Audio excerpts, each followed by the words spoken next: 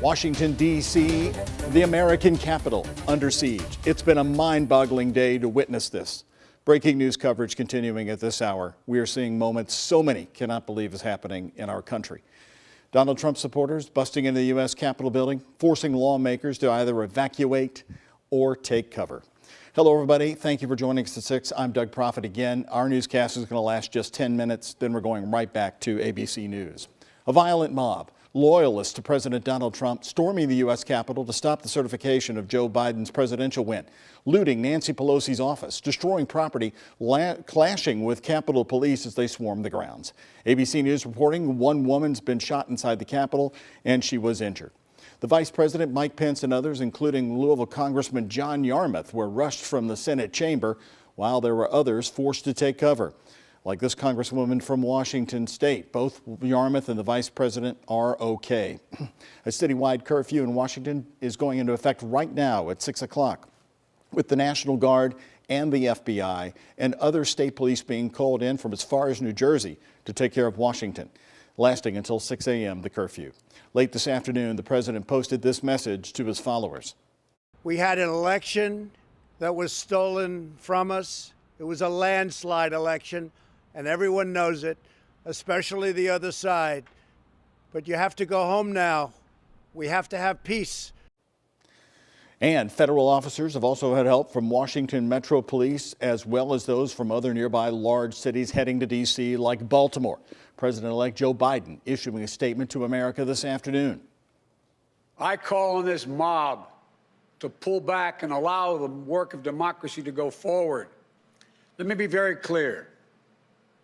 The scenes of chaos at the Capitol do not reflect a true America, do not represent who we are.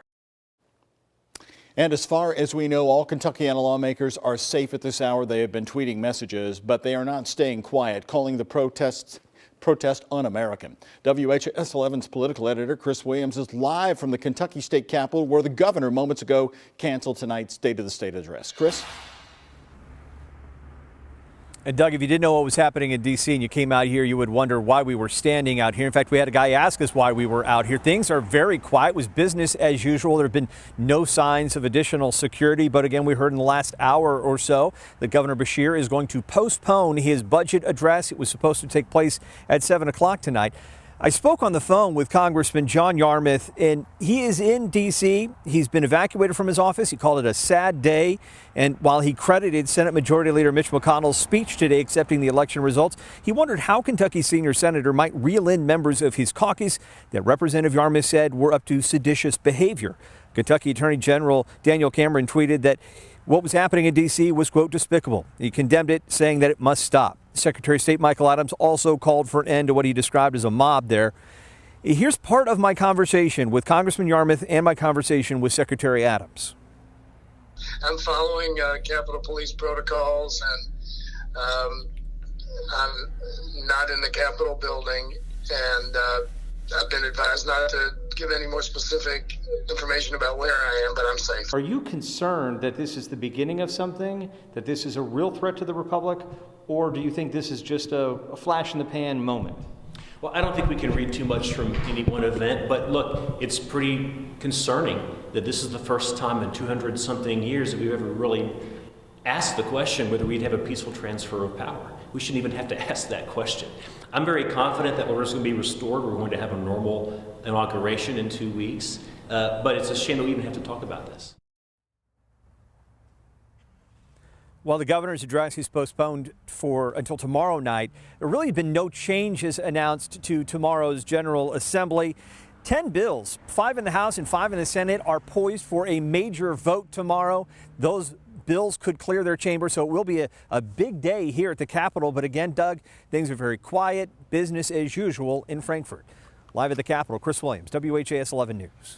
All right, Chris, thank you very much. Now, while Senator Mitch McConnell has been a big defender of President Trump, he is not on board with the fight to overturn the results. In fact, he's strongly against it.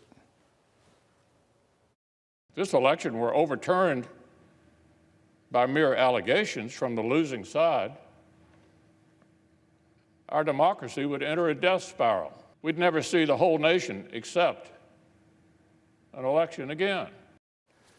Now, that was Senator McConnell talking earlier today on the Senate floor. We have not seen any messages from his staff or from Senator McConnell like other people have been doing on Twitter. We'll keep you posted on his whereabouts and how he's doing there tonight as well. Stick with ABC News for more coverage coming up here. We're going to return to their coverage here in just a couple of minutes again as we are bringing you this 10-minute 6 o'clock newscast. And then we'll be back with full coverage on the night team at 11. And of course, ABC News coverage will continue throughout the evening here once we rejoin them.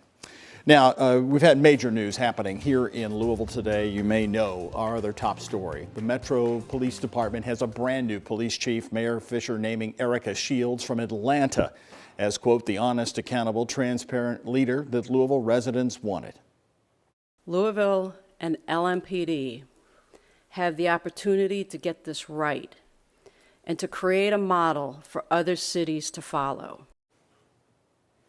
Now, we've got full team coverage for you of today's big announcement, what happened at 10 a.m. this morning. We begin with Sinait Gabrigagadis. She's joining us live. Sinait? When she steps into her new role in a few weeks, Chief Erica Shields will no doubt face challenges because she's about to lead a city that has dealt with months of racial injustice protests and a record number of homicides. But she says her track record should speak for itself, pointing to her police department in Atlanta, where she has worked with majority black police officers and under the leadership of black mayors and police chiefs. And therefore, she says she understands the problems that go along with institutional racism. Did our teacher, he just caught it in midair. Really? Getting to know the community she will now serve. All right. Come on. You got it. New Police Chief Erica Shields says Louisville was the only city she was interested in Chief? to lead as the top cop. I understand that there is much healing to do across the country and here in Louisville. Her goals include bringing morale back to the police department, curbing the gun violence, and improving police and community relations, something that's been hard to bridge after law enforcement shootings of Breonna Taylor and David McAtee. Breonna Taylor was at home in her apartment and she ends up dead. And it's like, that didn't have to happen. And imagine, and this is where it's race reckoning. This doesn't happen to white people. A message we haven't heard from police leadership in Louisville since the shootings occurred. Chief Shields shared what she wants to see change. If you're going to police fairly and equitably, your practices have to be consistent and your standards have to be consistent regardless of the neighborhood. For WHES 11 News, I'm Sinait Gabrigagadis. So why Erica Shields as the top choice, especially after the hugely controversial police shooting in Atlanta of Rayshard Brooks in June? People on the search committee and the mayor put it this way. One of the unfortunate realities is that if you are the chief of a major city in this country, you have dealt with issues like this. So then the question is, how do you deal with an issue like that? And I thought the action that she took to heal the city showed a lot of class. The mayor there, Atlanta, did not ask for her resignation. Chief Shields stepped up and volunteered her resignation in Atlanta. Now, there's been some harsh criticism along with the praise of the hiring of Erica Shields as Louisville's next chief. Many we talked with today actually led protests at Jefferson Square Park, and they can't understand the decision-making behind it. John Charlton is continuing our coverage right here at 6. Doug, clearly there are folks who believe the Erica Shields hiring was a good hire, but there are others who just can't believe it, especially those who led protests here at Jefferson Square Park over the Breonna Taylor police shooting. No more photo ops! No more photo ops! A protest on the small side, but still a voice of opposition to the new chief. Erica Shields will be Louisville's next top cop by unanimous decision, but support is not unanimous in the black community. Hurt and disgusted. Hannah Drake helped lead the protest over Breonna Taylor. And at the same time she and thousands of others demanded police reform, Shields was in charge in Atlanta when police shot a black man, Rayshard Brooks, in the back and killed him. We know what happened when this chief was on watch in Atlanta. And so to bring her here, you just left the same thing. The Louisville Urban League is also shaking its head. If in fact she is the best that our country has to offer, well, I understand why people want to defund the police. CEO Sadiqa Reynolds is worried the hire doesn't move LMPD forward. It doesn't seem to me that the mayor has learned anything from the hiring of Steve Conrad. Reynolds, however, says she will work with Shields and she hopes the new chief will prove her wrong. Metro Council President David James So I was on the selection committee. says the hiring panel was 90% people of color. James, a former LMPD officer himself, argues Shields was an excellent choice, despite what happened in Atlanta. You can't be a police chief in a large city and not have some sort of controversy. That's just unheard of. I think she's going to do a fantastic job. For Focus, I'm John Charlton.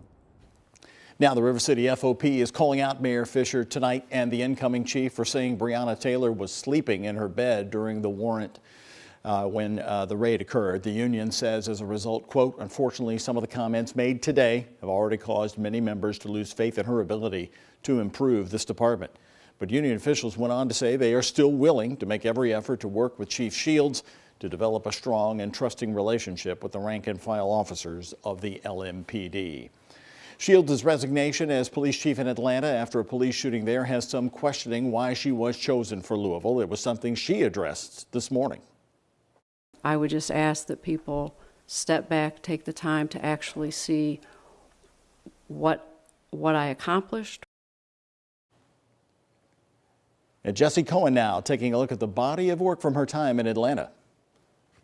As Erica Shields introduces herself to the Louisville community for the first time, many are wondering why she was chosen. Who is she? Well, the former Atlanta Police Department served that community for 25 years, and she rose the ranks to become the second female chief and the first LGBTQ+ leader of the department. Many attached her name to Rayshard Brooks, the man who was shot and killed by police this past June after officers found him asleep at his car at a Wendy's drive-thru. They say while speaking, there was a struggle. They claim Brooks grabbed one of the tasers and fired it towards officers. Shields' resignation came less than 24 hours after that happened. But Natisha Lance with our sister station, 11 Alive in Atlanta, says her reputation goes much further. She was not a police chief who was shrouded with any kind of controversy. She owned up to whatever issues needed to be handled. When the community came with an issue, she didn't shy away from it. She tackled it head on. Shields was police chief for 3.5 years with the Atlanta Police Department, and now she comes to Louisville after stepping outside of her comfort zone and leaving a city and a department she says she loves. Right now, Shields is a stranger to the Louisville community, but we continue to learn more about her life prior to Louisville and what she'll bring to this department. For WHAS 11 News, I'm Jesse Cohen. Shortly after the announcement this morning, the interim police chief Yvette Gentry officially fired 2 more police officers involved in the Breonna Taylor case, detectives Miles Cosgrove and Joshua Janes. They were involved in the Breonna Taylor raid. The detectives are now having their say, each sending an email to the entire police department. Heather Fontaine tonight is sharing what they're saying. An email I obtained shows a letter sent by Miles Cosgrove to the entire Louisville Metro Police Department late last night saying, "For those of you still doing real police work, it's just a matter of time till you too will be a sacrificial lamb. I plead with you, do nothing." The LMPD detective fired over his role in the shooting of Breonna Taylor told officers that LMPD's leaders aren't afraid to perform hatchet jobs on you either. In his termination letter, Acting Chief Yvette Gentry said Cosgrove failed to properly identify a target when he fired 16 rounds into Taylor's apartment. He blames his termination on political pressures, as does Detective Joshua Janes. My conclusion is that Detective Janes has been made a scapegoat for what happened in this operation because his conduct in this whole scenario was blameless. Thomas Clay is Janes's attorney and says they will be appealing the termination. Janes sent an email this morning addressing his brothers and sisters, saying his 15-year, nearly unblemished career is being judged on one line of an affidavit. James is the one who secured the search warrant for Taylor's apartment. Gentry's termination letter says he was untruthful in the affidavit because he did not verify with a U.S. postal inspector about packages linked to Jamarcus Glover, Taylor's ex-boyfriend. Detective Janes told the truth as he he understood it at the time he prepared that search warrant affidavit. Both detectives describe death threats that they and their families have received. I talked to Cosgrove's attorney, and he says they'll also be appealing the termination.